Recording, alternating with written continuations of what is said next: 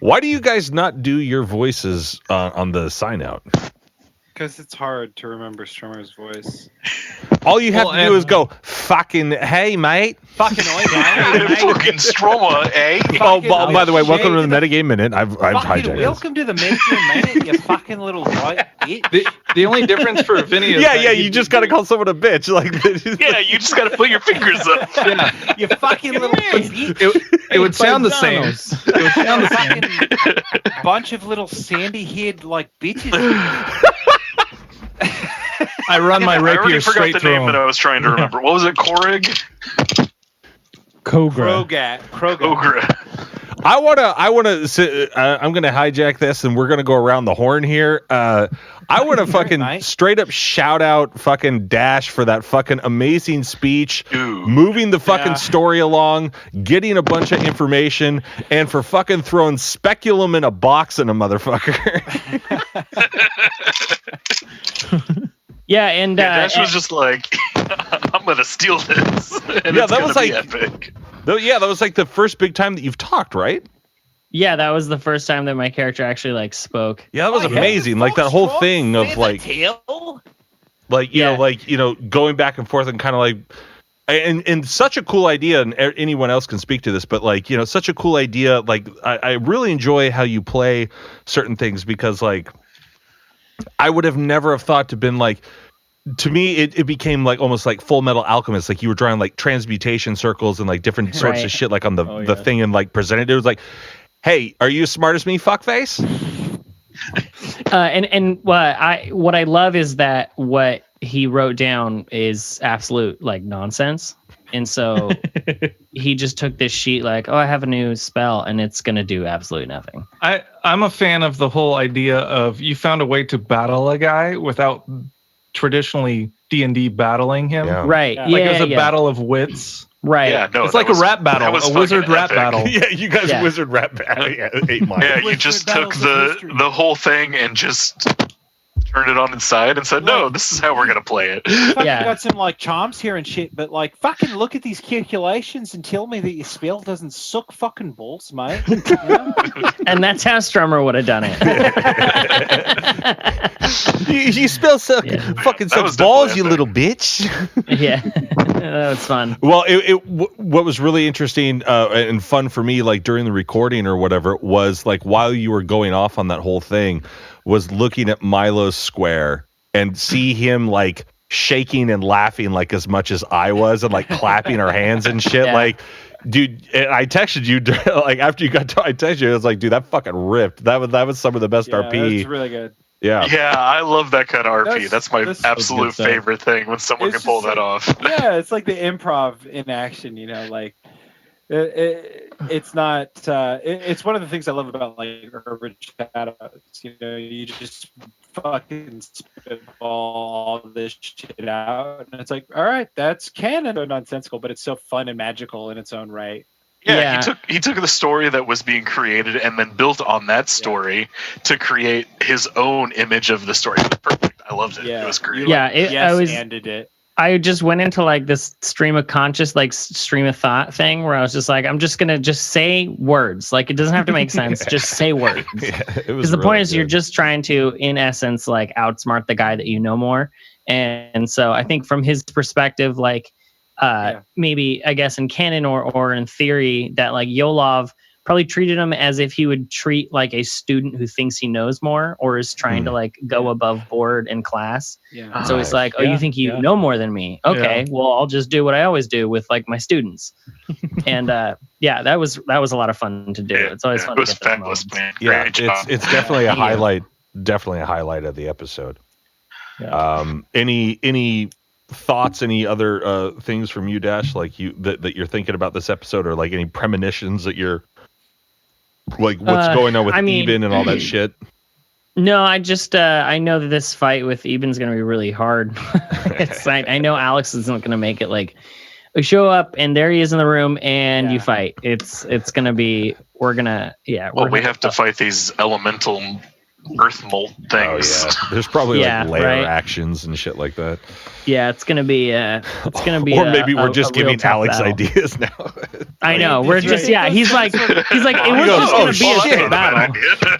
Why would you All right, say we're that? gonna make Because this I good. thought Let's those just were just this a little bit. I thought those were just terrains that we could use to continue our fight. Like the air Corker could like land on them and shoot a throw and shit. And No, That's what they they're, look like, yeah. they're just baddies. And I don't know if I don't know if I mentioned it in any episode, but they do have like braziers on them. They have like little, little Torches. stands, torches. Yeah. So They have that's the blazers. light in there. They're in I business put them out with my casual druid craft. attire. Were they blue or black? I mean, that makes a big difference. Thank you. Yeah. Milo's the only one that cared about that joke. I kind of wanted a fuck. I got to try to talk normal. It's hard when I've been doing that voice.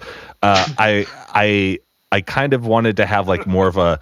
I was trying to like bring out a moment with Strummer because we were, as I said, like at the beginning, like college buddies when we were sitting around. Like I wanted to try to like do some RP with you, but then it kind of just seemed to hit a fucking wall or whatever. Like it was like, well, this thing is attached and we don't know what the fuck it is. So Yeah. well, I guess we got to get the fuck out of here or whatever. Like, I don't know. I was hoping personally for a little bit more interaction in that moment because I was like, oh, let's play the game. Like where we. But then it was just kind of like, well, we've got this thing that's like, fastened down and we can kind of see some shit in it. It's like an interactive snow globe or something in a way, and Yeah. but I don't know. I don't. That seems to be my MO for most of the character. Like I just show up and it's like I have like a couple of like shining moments and then I just sort of sit back and like watch and listen to other people play and figure shit out. And then like as a player and as a character go like, oh yeah, no, oh yeah, that makes sense. That makes sense. Why it was solved. We're all just, co-stars in each other's like main characters, but in a sense, we're all main characters. I think that's the way I look at it. But I thought there was there's a couple really great moments, like obviously dashes, but like there's a couple other good like longer moments. And I know we were saying last week that that it was a thing like where we kind of get worried about playing out like a long thing. But honestly, I don't ever mind it. I like because like I like watching you guys play, and like the only time I felt that was like last season when I snuck into the mansion and like it was like the first 22 minutes of the episode was just me, and I was like, where the fuck is I finally said I was like, where the fuck is everyone else? Because like what the fuck are they doing? Because I don't like it only takes so long, but like I think exploring more of those things, especially in something like this, is very, very interesting. Rhett, what were you thinking throughout this episode? Sorry, Caleb, you were going to say something? Yeah, I was just going to say, do we need to just all agree that it's okay for other people to take the spotlight for a while? Because I feel like that's the second time, maybe more than the second time it's come up. Definitely more. We felt like stunted in this in participating in the story because we felt like, being selfish. Like we were worried we were being selfish. And I feel like we should just all agree, like, you know what? We're all aware that we're being conscious of it, but let's not like kill our enjoyment. No. Oh yeah. Don't like prematurely like stop the scene or whatever just because you're worried about whatever. Like, yeah. I mean, if you're having fun doing it, like we're gonna have fun listening to it. That's a key. Because I've never like when you guys like are off on a quest or like you guys are specifically doing something and trying to figure something out. Like if my character isn't in the room, like it doesn't matter because like what I'm gonna be like. So I'm sitting in the other room. Like I would rather like. Just even in the call, listen to you guys figure something out and be like, fuck, that was awesome. Like having Dash doing that whole thing, or like, there was a moment, I believe with you, Caleb, as well. Like you were figuring out like the whole door thing and like, doing that stuff. I wanted to hear it because I was like, fuck, I'm not doing it. Like I want them to succeed at least or whatever. And beyond we're that, all enjoying the story. Yeah. And beyond that, everybody has their own play style in a way. And I think what really makes us click as a group is that we all really, really enjoy RP and we really enjoy talking to each other in character, especially. Yeah. And so enjoy each other's RP more than anything. I think right, I love listening to each one of you play.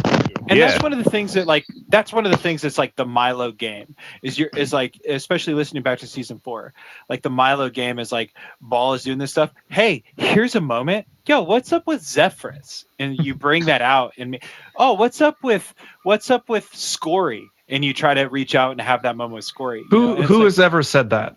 Who? I mean, not literally. I haven't even said that. Yeah. Not literally, but like we put it on a boomerang. It hasn't come back yet. Yeah. But we all do have kind of those moments where we try to bring it out of somebody else and things like that. And I think that's what makes it really fun, is because like we actually are invested in like what the other people are doing with their characters and things like that, and we're interested in hearing it. And so that's what I like about this group, is we're all trying to bring each other into the story. Yeah, exactly. Oh, just as an aside, someone responded to my Instagram story where I post about playing D&D, and they said, started listening after you told me about this, the podcast. It says, thoroughly enjoying the wolf pack, ... I do declare. So that's amazing. I got actually listening. That's cool. That's awesome. I got somebody to listen, and one of the things that they worked into casual conversation was chopping fields. I was like, no, plowing trees and chopping fields. Plowing fields. That's the best line from this can't campaign. believe I gotta say, listening back to it too, it was completely 100% unintentional. Like I was just like, fuck. That's great.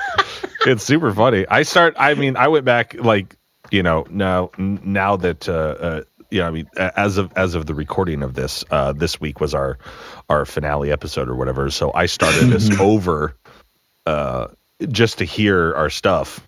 Yeah. Because like I wanted to just listen to it all now, like as from front to back or whatever. And I gotta say it's really good. It's really interesting, and like it's funny to hear us sort of working stuff out. But like what is interesting to me about it is that we've all sort of played together for a long time, and yes, we're like playing in the world that that Alex created for season 4 with different characters. But I was really impressed with everyone's RP and their dedication to their character. And even though it's all like brand new for like these last 3 episodes or whatever, it didn't seem like a new game. Yeah. It seemed like we were just sort of like dropped into like the like in the middle of an adventure that we all didn't realize we were already playing. Yeah. And that's what's really fun about our group, is that we all have pretty good like character motivation and RP and things like that. And so you can hear when you listen back, it's like, all right, it takes maybe an episode or two.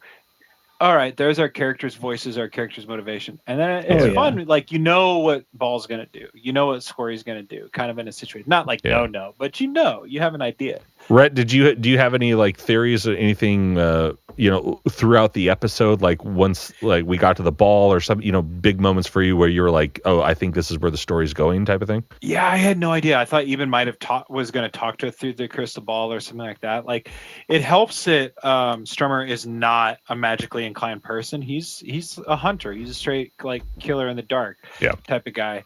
And I think that he thinks he's a fair match for Eben, but like, I don't know, maybe he thought it'd be easier or not. I am very excited to. I don't personally know if he can see us or not or whatever. Strummer wants to have this moment because he tried to just gank him in the chess game and got snapped out. Oh, that was so good. Yeah, that was really good. So I think Strummer wants to have a little bit of a conversation because most of his prey, his quarry, they can't talk back, and so yeah, maybe a little chat here. Yeah, that was the big thing. Is I wanted to get Yolov into the situation and try to figure out the magic stuff of it. I was like, we need this magician. We need someone that can, decipher where he's hiding and what he's thinking. His like means to try and break this spell that's locking the place and maybe get a similar thing that we just did, but like, boy, fucking like here's some more spells and shit. Like, what do you know about this? I thought that the ball was interesting. Like,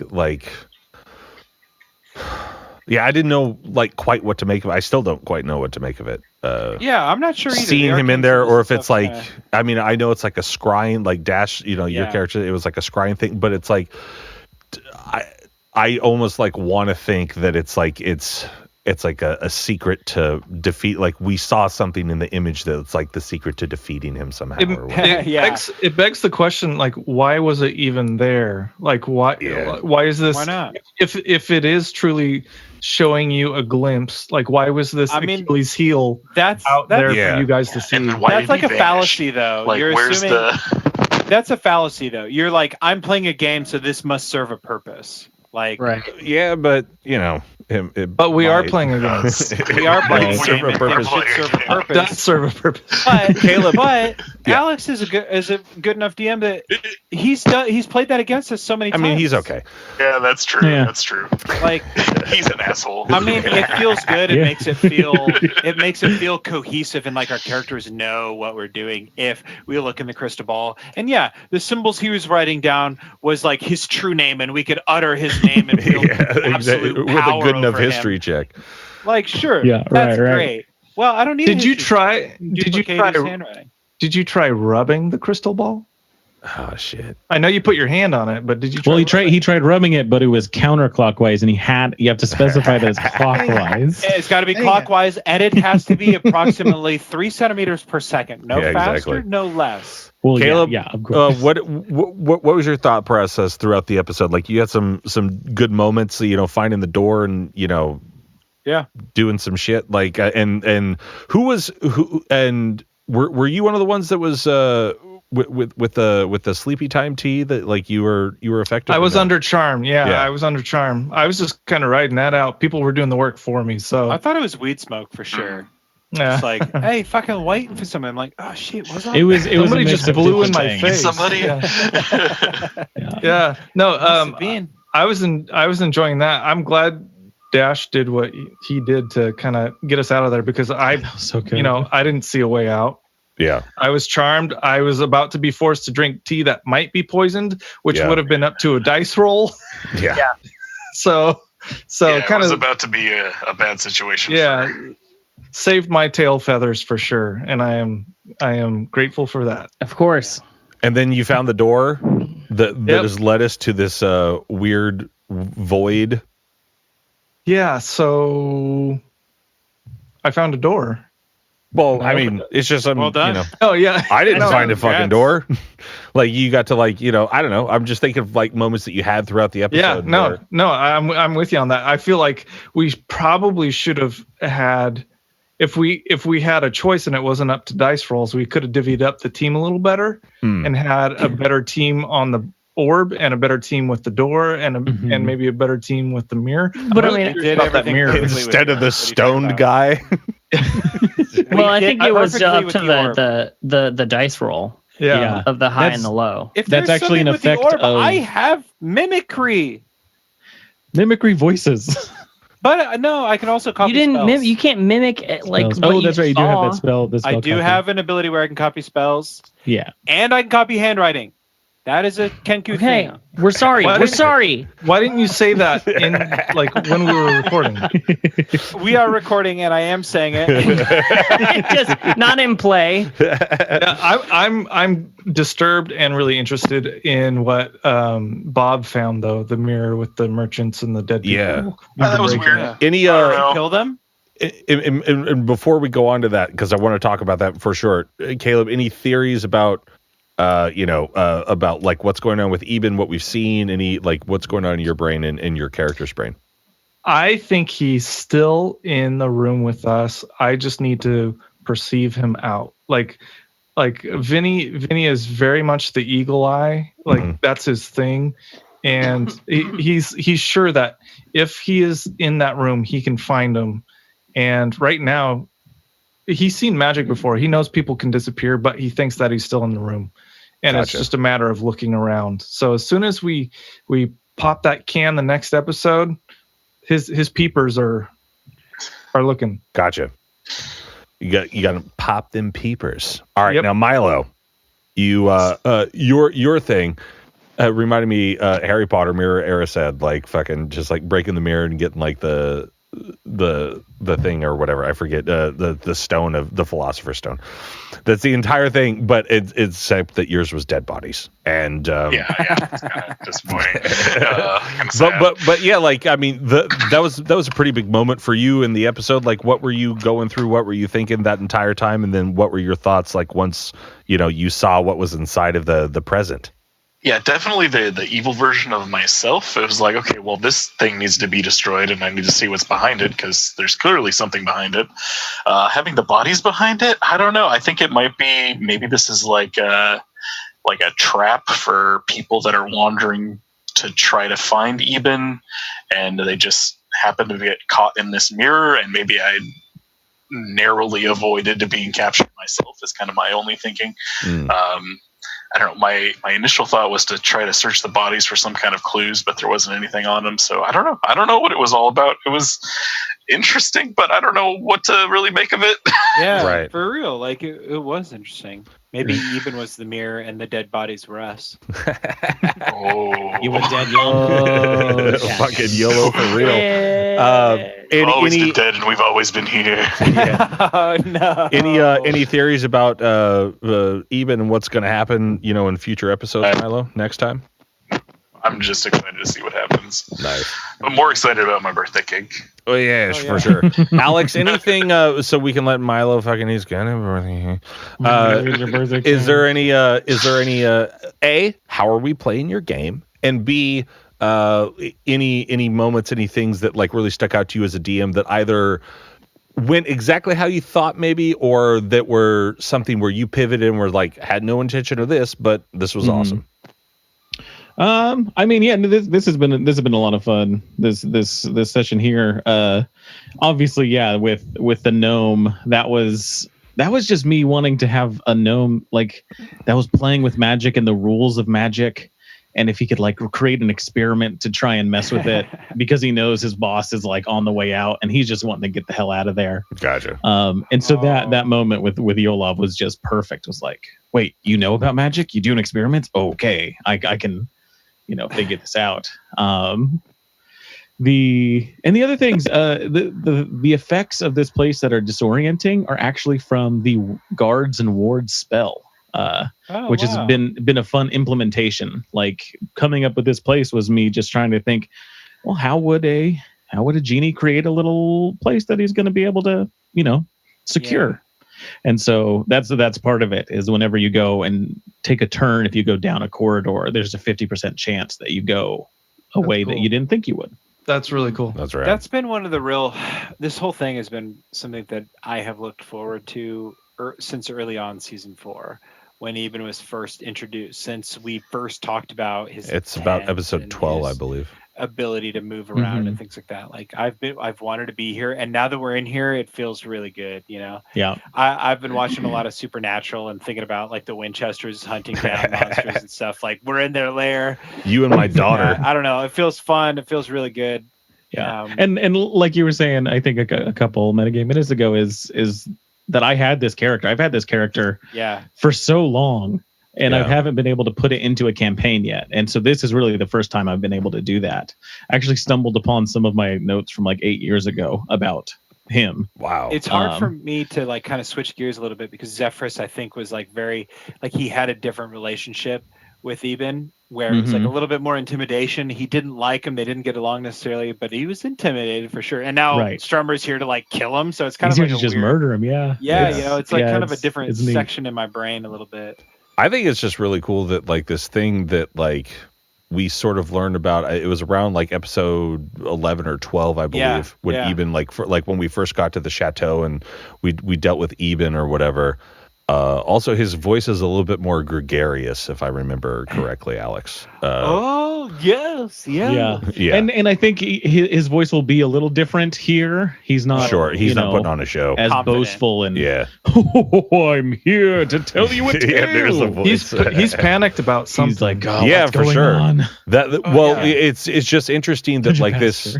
And this is what I love about any D&D, but I think to our group and, to wash your balls a little bit, Alex, is that like, it's interesting to see that this thing that, there you go. Get it right. And it's into get in there, Dash. And it's interesting to see this thing that, like, you know, this relationship. And when you do listen to those episodes in episode 4, in season 4, like you hear this, like, he's like, oh, I'm in charge. I'm the guy from the painting. I'm the thing, and then now, like, there's this entirely different, you know, adventure that we're doing. And I'm really glad we're doing it. Because I think it's super unique, and I think it's a fun thing for everyone to be able to hear. And I'm fucking still way too stoned. I need to quit talking. I'm curious where this will kind of branch off to and what kind of implications it will have on our campaign. Whether or not we that's what I'm thinking too, or not, or is where does this set up? Yeah, where does this set the wolf pack when we come back to the wolf pack? You know, so I actually kind of I think this would be, honestly, I think we should start season 5 with this. Oh yeah, for sure. This is season 5. That's why I mean, yeah, it's all in canon. And so it's like, because it's just like a different part of the the Genie on the Rocks or whatever you wrote. And that would have been I Dream of Genie. Oh, I Dream of Genie of season 5. That's what it was. But no, I think starting season 5 this way, I didn't even think about it until just now. Like, starting it this way and then going back to the other folks, like, whenever we finish this, dude, that's dope as shit. Yeah, okay, glad. It took us 2 weeks of Facebook messages and a whole night of podcasting to get there. But yeah. Hey, and the guy who smoked drugs, we finally figured out. Rhett, take us out. I'm tired of talking. Hey, thanks guys for listening to this week's Metagame Minute. It is Thursday night. We will be back Tuesday with your weekly installation of your favorite D&D actual play 5e podcast. Until then, grab your sword and keep on adventuring. Oh, fuck. Oh, yeah.